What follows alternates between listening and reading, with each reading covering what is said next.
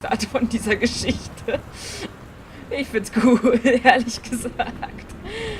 Ich meine, warum nicht? Ist doch mal was anderes. Ich hätte ihr eine 1 gegeben darauf. Hier können wir sonst offensichtlich nichts weiter machen. An der Bar waren wir ja jetzt auch schon. Oh, sowas hätte ich auch gern. So eine kleine Bar. So klein und schnucklig. Wo geht's hier hin? Licht? Bitte? Ich habe hier keinen Lichtschalter, oder wie? Ah, ach, das ist wieder ein Schrank. Und noch mehr von The Accidental Savior. Das können wir diesmal nicht aufheben. Können wir nicht gucken, was Papi da für Pornos drunter versteckt. Read letter. Samantha, please give this to your mother. Samantha, gib das bitte deiner Mutter. Janice, thank you for having Danny over to your new home. He has missed having his friend Samantha in the neighborhood very much. Danny asked if he could lend Samantha his Nintendo Street Fighting tape. And I gave my permission. He need to spend less time with those games anyway. No hurry retrieving it. Let Samantha know that she is welcome back to our house to visit anytime. Sincerely, Mary Schutz? Keine Ahnung. Also, Dannys Mutter. Von Danny haben wir ja schon gelesen, dass das ja Samanthas alter Kindheitsfreund war. Hat ein Briefchen an unsere Mama geschrieben und bedankt sich dafür, dass Danny vorbeikommen dürfte. Und dass Danny gefragt hat, ob er Samantha seinen Street Fighter ausleihen darf.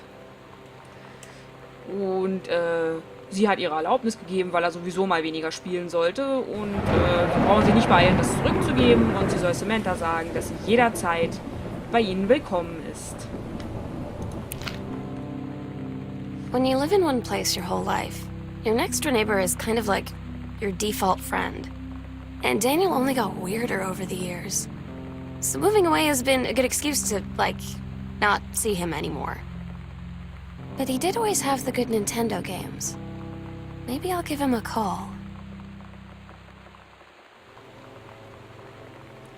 Das ist aber schon so ein bisschen gemein, ehrlich gesagt, dem Danny gegenüber. Ja, sie wollte mit ihm eigentlich gar nicht befreundet sein, aber wenn man in einer kleinen Stadt lebt, dann freundet man sich halt notgedrungen so oder so mit den Nachbarskindern an. Und so wurde er halt ihr Default-Freund.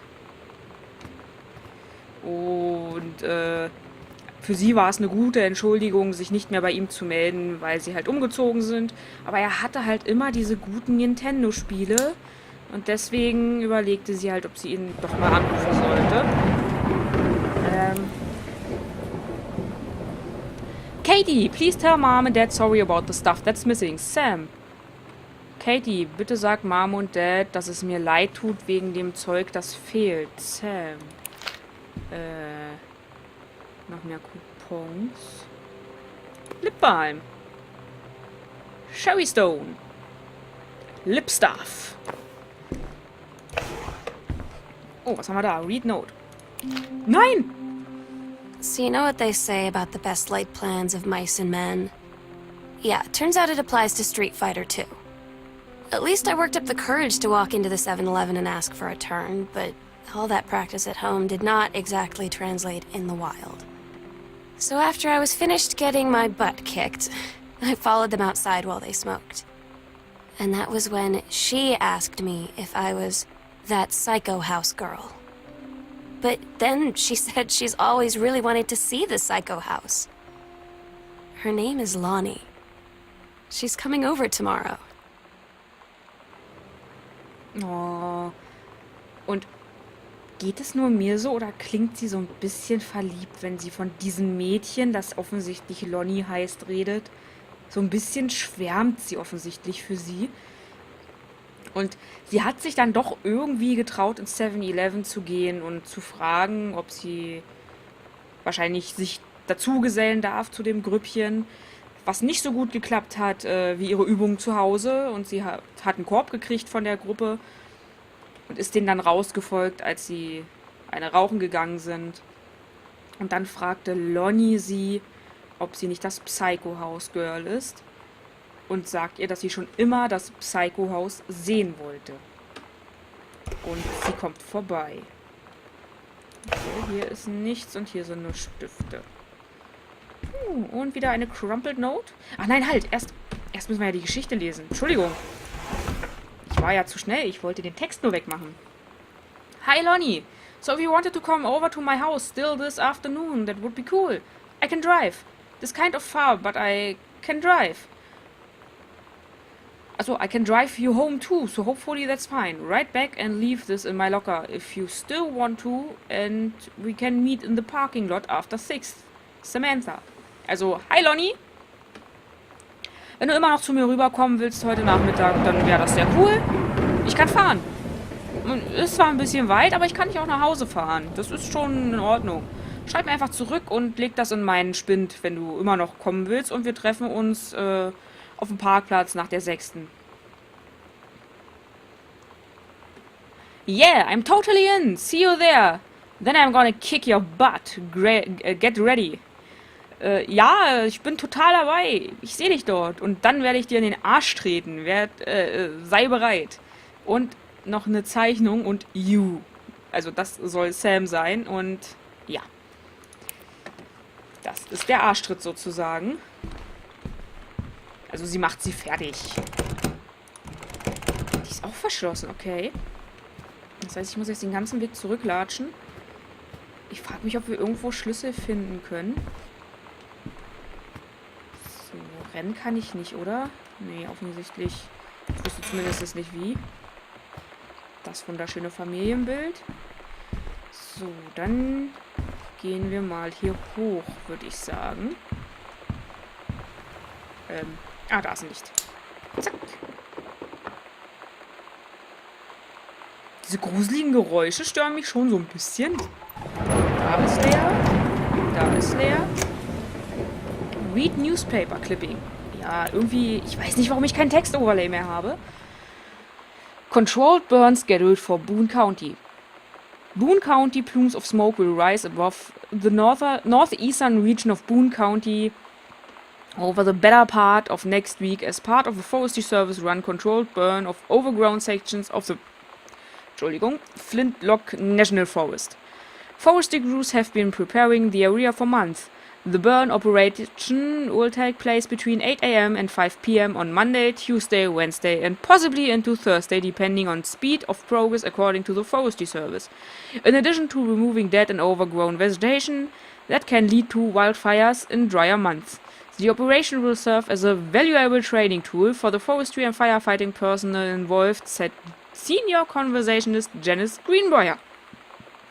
Entschuldigung, ich sollte wirklich nichts mit Kohlensäure trinken, wenn ich so viel vorlesen muss. Smoke will likely linger in the area through the following weekend.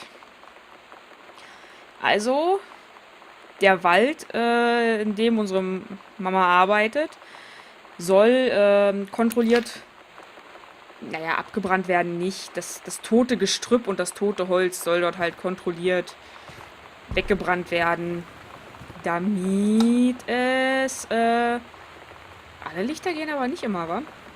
Damit es halt in den trockeneren Monaten nicht zu Wildbränden kommt, also nicht zu unkontrollierten Feiern. Read Personal Calendar, okay, Weekly Planner.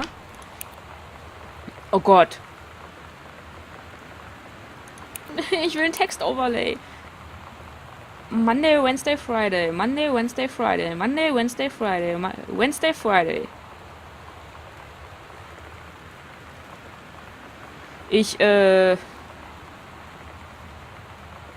Okay, hier unten. Cook the big meal for Terry und Sam. Okay, Cooking Class. Cooking Class, Cooking Class. Cooking Class. Couples. Keine Ahnung. Das ist durchgestrichen. Ballroom Dancing. Couples ist wieder durchgestrichen. Ballroom ist auch durchgestrichen. Und da ist auch Ballroom durchgestrichen. Oh. Das wollte ich nicht. Ja, ist jetzt natürlich ungünstig, dass ich das Overlay gerade nicht mehr drin habe. Wieso auch immer das raus ist. Ich glaube, das ist aber einfach ein Bug im Spiel. Tacoma County Forestry Service. Aha, Notice of Temporary Personnel Transfer. Bruce Pendleton, Head of Personnel, State Forestry Service. To aid in the upcoming prescribed burn operation, a ranger with expertise in the procedure is being transferred to the station at Flintwood National Forest, effective 9/2/94. Please see attached personnel file. The overseeing officer at Flintwood Forestry Station, Senior Conservationist Janice Greenbrier, is charged with the supervision of transferred personnel. The duration of transfer will be based upon performance evaluation as well as the recommendation of the overseeing officer. Signed, Bruce Pendleton. Aha. Also, es sollte zur Unterstützung noch jemand zum Dings geschickt werden. Pick-up Cassette Case. Brad Mobile. Potty Mouth. For Sam.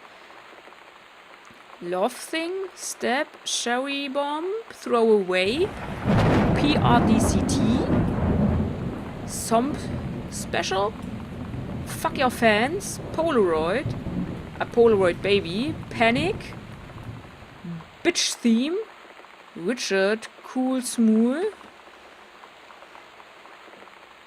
Joanna, Kiss and Ride, No You Don't und Queenie. You're gonna...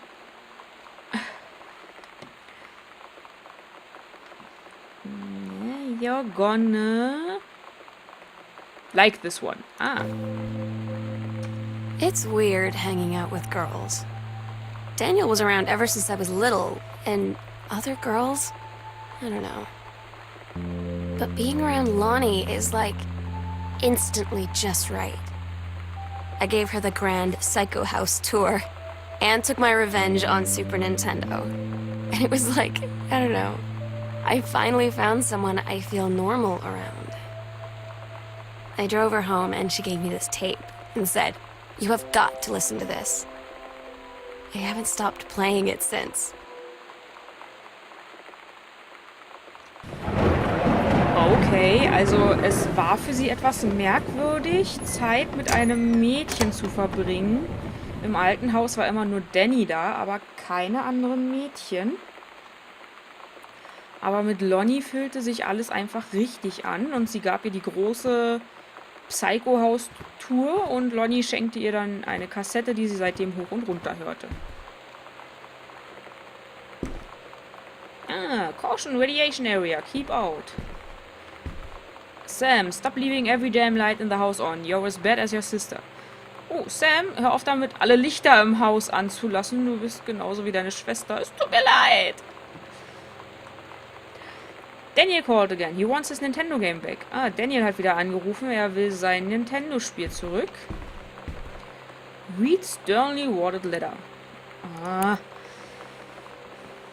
To whom it may concern. I, Samantha Greenbrier, am 17 years old and am therefore an independent, fully functional human being. The fact that you still forbid me from going into the city on my own is, frankly, absurd. Compare with Katie, who's only 3 years older than me, and yet you allowed her to go all the way across an ocean to another continent on her own. I just want to spend an evening in a normal, totally safe city on my own, like a human being. And since you may also remember that I have my own car now, you can't really stop me. Warmest regards, your daughter Samantha. Offensichtlich wurde Samantha verboten, in die Stadt zu gehen. Vielleicht hatte sie Hausarrest oder so. Und hier macht sie halt, wen auch immer das vielleicht interessieren könnte, klar, dass ihre Schwester gerade mal 3 Jahre älter ist und schon über den Ozean zu einem anderen Kontinent darf. Und es unfair ist und absurd, dass sie nicht mal in die Stadt darf. Fernseher. Boah, ja, geh mal aus. Und das hier ist dann wahrscheinlich Samanthas Zimmer. Ich mache erstmal Licht an.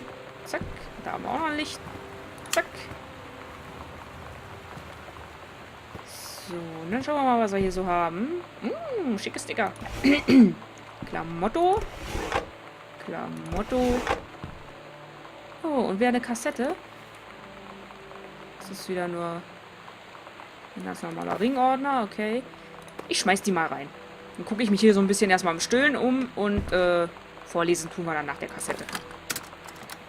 Der ein bisschen Mucke hören hier. We're so cool, yeah, yeah. Yeah, we're so cool, cool. We're so cool, yeah, yeah. Fuck you too, cool schmuck. I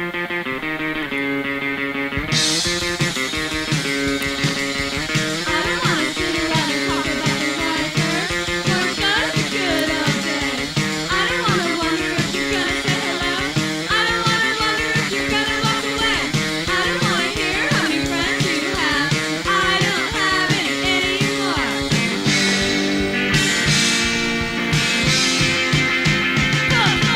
I don't want you to tell me what's so cool. I don't wanna go back to junior high school. I don't want anyone to tell me how thin I am. I don't wanna die for a fucking penny creep.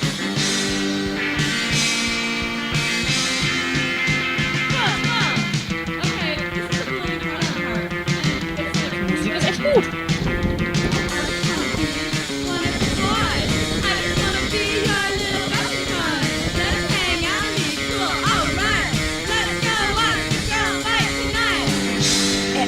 Ordner. Das Häschen spielt auch mit den Dings, ja?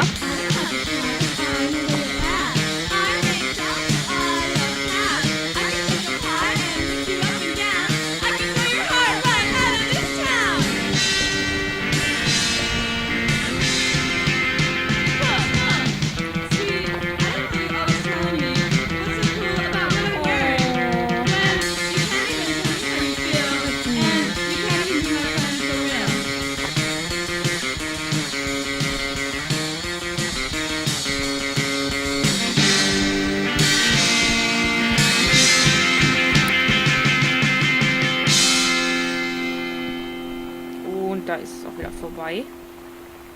Das Miezenhalsband ist doch süß. So, Read Codes. Ah, Sheet Codes. Schon Lee Moves. Also nicht Sheet Codes, ist falsch, sondern Lightning Kick. Kick. Halt einfach Anleitung, ne, wie man die Attacken macht. So, hier haben wir auf jeden Fall was zum Lesen. Und ich finde den Ordner auch voll süß hier mit dem Häschen und dem Pinguin, den Sam schon seit der 4. Klasse hat. Read Chapter. The King's Labyrinth, Chapter 2, Fraying Threads. Captain Allegra, still in her flowing skirt and sturdy jerkin, descended the single shining thread into the lower cavern of the labyrinth. She and the first mate, on their own now, grew closer to their goal. The throne room of the dead immortal king of the island. The first mate slid down the line onto the stone floor. She swept chalky bone dust from the front of her canvas trousers and looked up at Allegra. Ach, der erste Mate ist also auch eine Frau, okay. The silken thread, nigh unbreakable thanks to the enchanted moths that inhabited the island, trailed behind, leading their way back to the entrance. From further into the labyrinth, a moaning began to echo. The moaning grew louder and clearer. It turned into words for some ancient language they could not understand. The king's cursed voice. The hairs on Captain Allegra's arms stood on end. She looked back at the first mate, whose eyes remained looked on the blackness of the passage for a moment too long before noticing the captain's gaze. The first mate nodded silently ahead. Following the king's ghostly song deeper and deeper into the labyrinth, they came upon a rocky gap spilling forth otherworldly blue light. The great basin of the dead king's throne room lay below. Skeletal in rotted robes, the king was hunched over the blue orb topping his royal scepter. Shadows of his bony fingers danced on the walls like ghouls. As he sang, wailing souls flowed in one by one through the cracks in the cave walls, poured into the orb, causing it to glow brighter and brighter. Behind the king, a long staircase hewn from rock led down into the chamber from a passage at the top. Allegra said, "We have the advantage in numbers. I will draw his attention, and then you—" But the first mate interrupted. "No! I am smaller and quicker, and you know of dealing with mystic energies like these.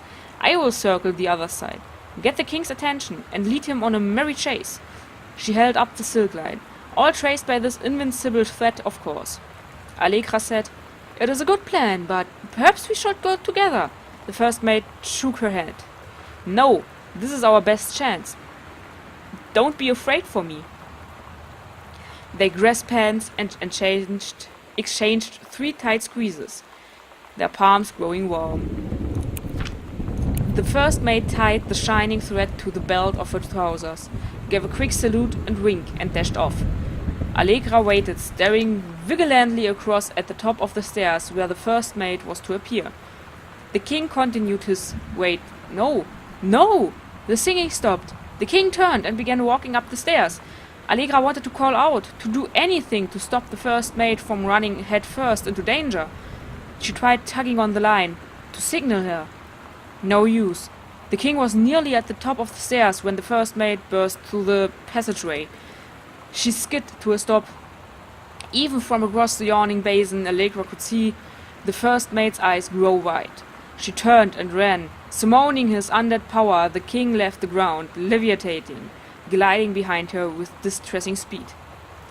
From some dank passage much too far away, Allegra heard the first mate scream. She was already running toward the sound. The line in Allegra's hand ran taut, then shuddered. It fell slack to the stone floor. As Allegra went, she was gathering line, twisting it around her arm. She came to its end. The unbreakable thread dangled limply, its end shredded and frayed in her hand. She tossed it to the ground and ran. Okay, ich glaube, die Geschichten werde ich nicht mehr übersetzen. Das ist sonst wahrscheinlich einfach ein bisschen zu viel. So, dass da was drunter liegt, habe ich auch noch gesehen. Es war auf jeden Fall wieder eine Geschichte von Captain Allegra. So, was haben wir denn hier? Oh, das sieht auch cool aus hier. 2 Miezekatzen auf einem Motorrad. "Hi Lonnie, I wrote this in first period and left it in your locker on the way to second. It's what all the cool kids are doing. I've decided. Write me back. Also here's an idea for something to draw. 2 cats on a motorcycle." Ah, also